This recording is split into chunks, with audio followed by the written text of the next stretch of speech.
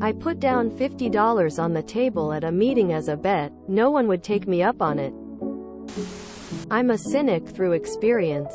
I've been around my industry, and specifically my job, long enough to know when I'm being lied to, or when code words are being used so they don't get caught out telling the truth accidentally. This is a short story about one of those times. Last year there was looking to be a well-considered readjusting of resources, aka roster changes. In the 20 years I've been in this particular site, they've adjusted the roster after creating it originally 2 times. This would be the third. It happened at a meeting around September where all staff were advised to make time to attend, even on their day off. You'd be paid for the length of the meeting. I live very close by, so I attended on my day off. When I arrived I saw staff were outnumbered by management and representatives 2 to 1. This in itself isn't really a concern. Whenever we have meetings it's always top-heavy. What was of interest was there was a union representative as well. Someone you'd assume would be on our side. The setup was a little, shall we say, confrontational. The staff were on one side of the table. All the management were on the other. We got down to business. At this point we had not been told the purpose of the meeting. That's a red flag. They announced the meeting was part of the consultation process to look at restructuring the roster. I stopped them right there. Well, maybe after another sentence or two, and got out my wallet. Yes, I'm old. Took out a $50 note. I know, cash. How quaint. And said, I'm paraphrasing from memory, I bet you $50 this isn't a consultation. I'm putting money on the table to say whatever you tell us is the plan you're looking at doing will, irrespective of any and all issue, concern or complaint we make, will be implemented at its future date completely exactly as it's being presented today. You won't change a thing. Because this isn't about consultation, it's about preparing us for change you intend on implementing. There was a few embarrassed looks and more than a little, no you've got it wrong, and, this is a transparent process. But what was more concerning was the look from the union rep. They didn't make eye contact and just looked down.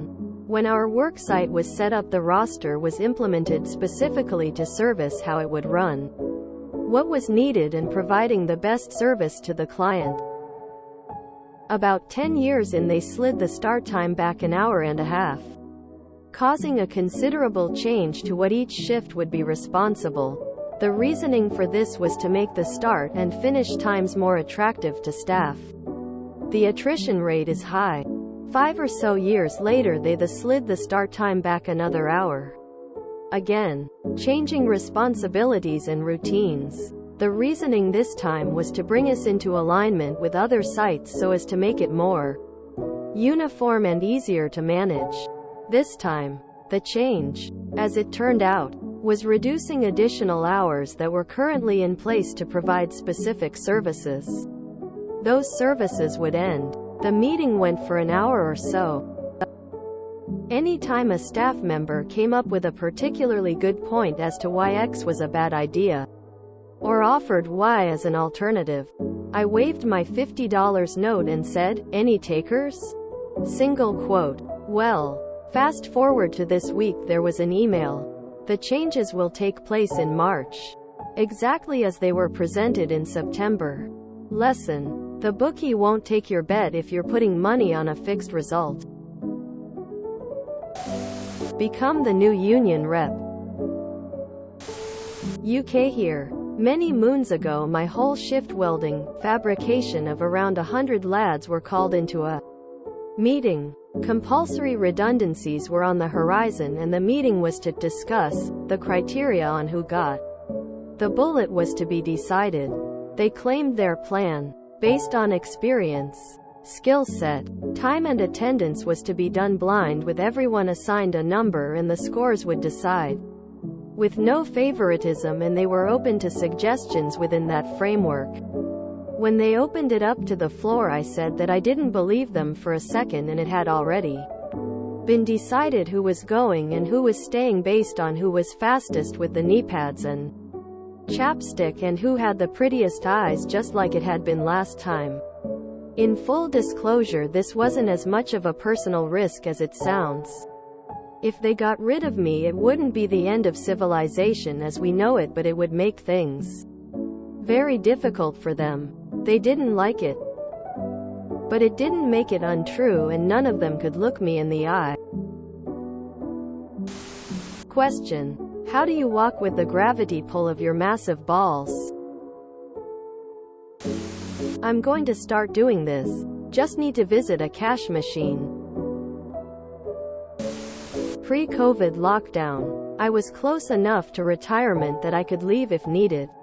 We saw COVID coming, and my tech support group figured out how to set up our systems so we could do our work remotely. I fought for remote up to the executive VP for HR, who said no. I went over her head to our corporate legal counsel. I knew him pretty well, and got the okay. Pending my boss's okay.